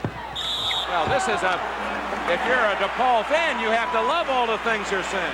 Yeah, they left their confessional box, which is down in Alumni Arena, where they sat 5,000 people. Here, obviously, they seat about 18,000. And there goes Cummings, a future All-American without a doubt. He is a great athlete at 6'9". He rebounds, he scores. Out comes Bradshaw, and he gets a standing O. Ray's loving it, isn't he? You know, Dick, I've got to say something nice about Al McGuire. I'm always on his case. Yesterday in the airport, a stewardess came up and said, "Aren't you Mr. McGuire?" She said, "I was formerly a DePaul student." She said, "And I really appreciate all the nice things you used to say about Coach Draymar. He said, "You're a nice man." Isn't that something? I agree with her. I agree with her. How can that be that he's What are you faked looking out for, so Billy? many people? You got to be looking for something. You write pretty well. Billy read that just like you wrote the Now that's a true story, fans. Chris Jerebko scored for Syracuse off the bench. One of the popular Orangemen back there in upstate New York. He's getting a chance to play today. Cummings over Moss.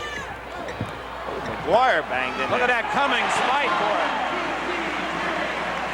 Well, we're really in what we call the Christians and the Lions. 85-49. And it's not good for the Lions. Well, DePaul is one of the 3 Vincentian schools in the country. What are the other 2, guys? The 3 what? Vincentian schools that are run by the Vincentian fathers. First of all, Tony Bruin scored, fouled by McGuire. Here we see Cummings inside again. He's just a man among boys in this half. Battling again, gets it back, goes up, gets fouled, no call, unfortunately. One of my, I'm going to guess an answer. University of San Francisco? No. How about, it's not Notre Dame. Marquette. No, not Marquette's Vincentian. Holy Cross. No. Well, what's the answer? I'm not going to tell you. You don't know either. I do know. It's Niagara and St. John's. McMillan through the hands of McGuire. We ought to reintroduce these new players for you. DePaul now with Burkholder. Grubbs, the only starter. Peaches Moore, Jimmy McMillan, Dennis McGuire. And we'll check Syracuse when we return. 4 minutes, 7 seconds left. It's a day of celebration for DePaul. They're way up. With this slow motion picture, when you can choose one this clear. Introducing the new Zenith Beta Video Recorder, the clear choice. Look, Zenith Slow Motion, clear. Zenith Stop Action, clear. Zenith Frame by Frame Advance, clear. Zenith also gives you 14-day programming and remote speed search with picture. Zenith's newest video director, the clear choice. When I was coaching, I was the boss. I used to feed them, dress them, get them to bed on time. Now I treat them to our favorite beer, right? Light beer from Miller. Light's got a 1/3 less calories than the regular beer. And what else? It's less filling, Red. And they really like the taste. Another beer, anyone? Yeah, come on, do it. What's the magic word? Please.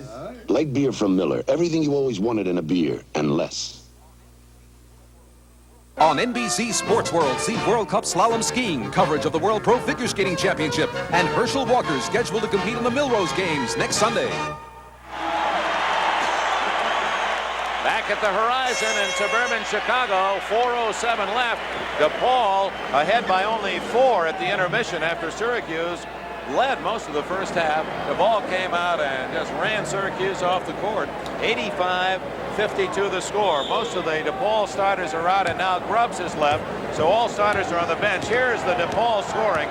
McGuire had 18, Bradshaw 14, Cummings, Grubbs, and Dillard all with 12. And Randolph had more than that. Dick, you got to remember, this blitz didn't start in the second half. You could feel the momentum change with about 4 minutes to go in the first half when the ball came out, that real pressure man-to-man, and changed the entire tempo of this game. Jump ball. Randolph had 17.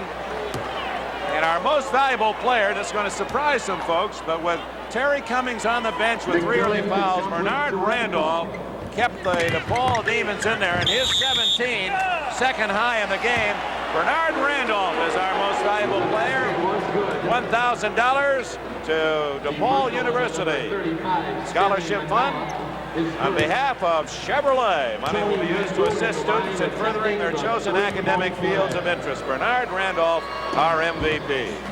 Dick, you know, in the first half, his stats were just absolutely great. 5 for 5 from the field. He had 11 points, came off the bench, and provided that big lift that they needed. I think that's the first time this year we've had a sub. Maybe the first time ever we've had a sub. Tracy Jackson was a sub. Peaches Moore, Dennis Moore. Makes it 87-55. Cairns, Waldron, Moss, Bruin, and Jerebko on the floor for Syracuse. This is Eddie Moss. There was a case where Moss needed to take the shot, you know, to keep him honest. Sam Manella, he's the people's choice here. When he comes in, it's a signal DePaul has won, and they love him. He made his announcement he's not coming back next year, even though he has eligibility, going to go on to graduate. Manella is going to leave. McGuire most undoubtedly is going to turn professional. Everyone at DePaul admits to that. And they're going to lose Clyde Bradshaw also, and McGuire. Digger and Ray Meyer are good friends. In fact, Ray is on a commercial publicizing the fact that Notre Dame basketball is seen in the Chicago area on television. Digger's team is really playing super right now, too. And I think that Kelly Tripucka, that game against Maryland, one of the finest individual performances, really playing solid. Notre Dame will be a threat for that Final Four. Jerebko has 4 points as he banks it in. Although this gentleman isn't exactly an Irish fan. We'll see Notre Dame and Tripucka and Phelps against Larry Brown's UCLA Bruins next Sunday, 2 o'clock in the East, 11 o'clock in the West. McGuire. Jerebko ahead to Moss. Take it to the hoop. Blocked by Burkholder. Dennis McGuire. Tipped in. Manella and McGuire hit it. Well, when it starts flowing on a day like today, no matter what you do, it's going in there. Manella got the basket and gets a big roar of approval. Well, I think we got an awful lot of true student athletes out there. Al, I'm impressed, like you are, that nobody has left this arena. Al, when you recruited, you really went for the athlete-students, and now we're seeing the student-athletes. Well, I tell you what, my ball players got degrees. I only have one that I know of didn't get a degree. That's Jimmy Shones. He was the first hardship case, and he went for $1.6 million. And I remember Father Piotrowski said to me, why'd you tell Jimmy to stay? I said, why, Father? If that much money, I'd go. Bernard Randolph, and Mark McGuire's over kidding Randolph. They've announced he's the MVP, and McGuire went over there and soul slapped him, and also and kiddingly said, hey, how can you win that night? Look at that bench. Bernard Randolph, he's the court jester anyway on this team. And McGuire was happiest of all that he won the award. Look at that. All right. Now, he hadn't told Bernard yet that the $1,000 is not his to keep. I'm going to say something. The next game Syracuse has, they're going to win. I don't care who they play. How do you like that statement? Well, I think you're reaching. No, I'm not reaching. After a Dunkirk like this is a real drought they're through. They'll regroup. They'll get their pride back.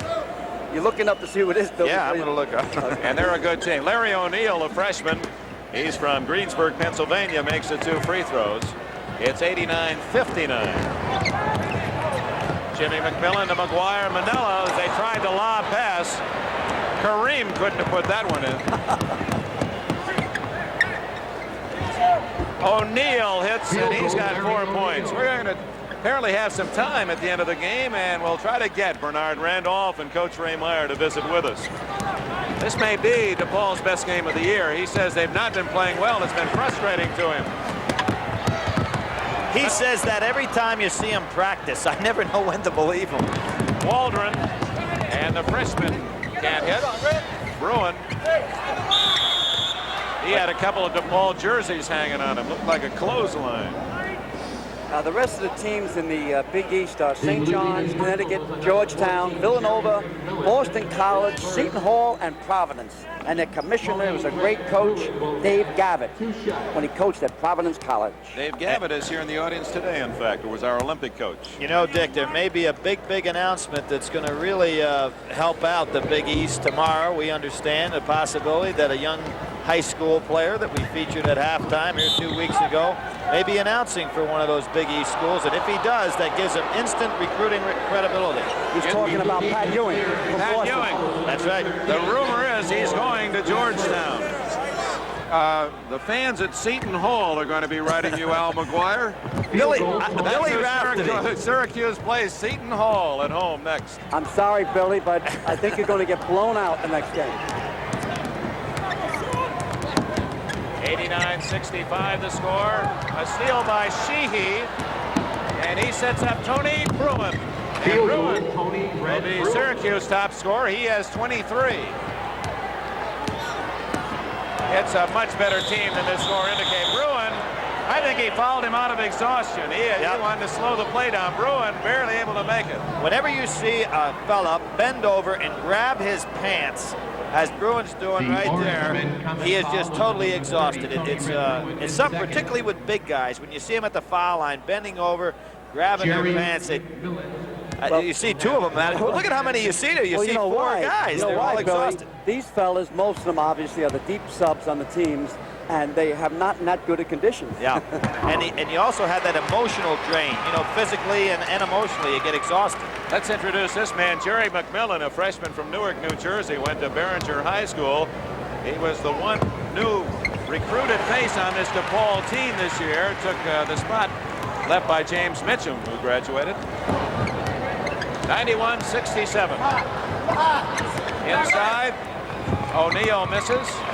Rebound, Manella. And McMillan with a dribble. 11 seconds, 10 seconds. Burkholder can't score. 3, 2, 1. Does it count? That's the end of the game. I don't know if it counts or not. The final score, at least what's up on the board. DePaul 91, Syracuse 67. And this area, the Chicago area, is so hungry for a winner.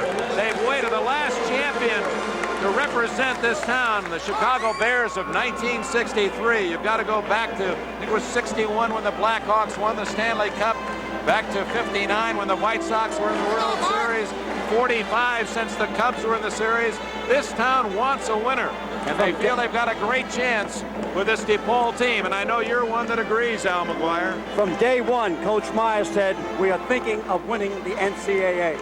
He says it's his best team ever. Would you agree? Yes, without a doubt. I haven't seen the earlier teams with George Mikan, but in the last 20 years I've watched this club. Without a doubt, this is his best club. DePaul 91, Syracuse 69. 67-year-old Baron of Belden Avenue where Alumni Hall is located, but they're now out here in the suburbs in this rich new horizon. And with Ray Meyer, here's Billy Packer. Well, Ray, you told us yesterday you don't like the way they're playing. They're just not getting after it. They got after it with about 4 minutes to go that first half and never let up. Well, we started to play the way we're capable of playing. I was very impressed with our ball club. The first 10 minutes of the second half, we played very, very well. Played hard. We got a lot of help from our bench today. Well, that's what I want to talk about. Bernard, congratulations. Now, did Mark tell you you don't get to keep the $1,000? That's the first. You should, if you thought that's what you were playing for, you didn't get it, but you played super. Billy, he was spending it when I went down to see. The thing about it, Bernard, that I thought was so great, and I've seen you do this before, come in there and lead instant offense. When you're sitting on a bench, does Coach tell you specifically what to do, or you know what your role is when you get in there? Well, I just know what I'm expected to do. I'm expected to make something happen, because the thing that's not clicking, something's not clicking. You got to go in there with a six-man role and make something happen immediately. So that's what I try to do. You made it happen. Let's turn it over to this guy to see if he can get that guy beside him. Come on in, Mark. Hey, what time did you get to the arena here? You knew we were on national hookup today. You know when that red light comes on. Oh, I love it. I love national TV. I was here very early. You're out in the court here about a half hour before? Yeah, I got to get everything warmed up before the time starts. And we got to get him off. That's too much pop for him. Dick, back to you. It's a happy DePaul team. They've defeated Syracuse 91-69. Tony Bruin 25 for Syracuse. Mark McGuire 18 to lead DePaul. At half, it was 39-35 DePaul. In fact, Syracuse, with 3.5 minutes remaining in the first half, enjoyed a 4-point lead. DePaul got on a hot roll that continued the final 20 minutes. Syracuse will go home, obviously a better team than they showed in the 20 minutes of the second half. And DePaul again indicating it deserves its number 3 ranking and indeed would be one of the favorites as we look ahead to the NCAA playoffs. Ray Meyer, his 641st coaching win over the Syracuse Orangemen today. Our thanks to our statistician, Bob Shane. And for Al McGuire, Billy Packer, Dick Enberg, so long from the horizon. The executive producer of NBC's college basketball, Don Ohlmeyer. Coordinating producer, George Finkel. Telecast of today's game produced by George Finkel. Directed by John Gonzalez. Technical director, Bruce Berquist. Feature producer, Don McGuire. Associate producer, Peter Rolfe. Associate director, Barry Buda. Production manager, Jim Crawford. Unit manager, Bob Williams. Remember, next Saturday, exciting regional basketball action. Check your local listings for the game and time in your area. Then next Sunday, beginning at 1 Eastern Time, it's tomorrow's boxing champions. Watch as they continue their quest for the championship. Then 10th-rated UCLA beats 8th-ranked Notre Dame in another great college basketball matchup. It's all followed by NBC Sports World. Another great sports weekend next weekend right here on NBC.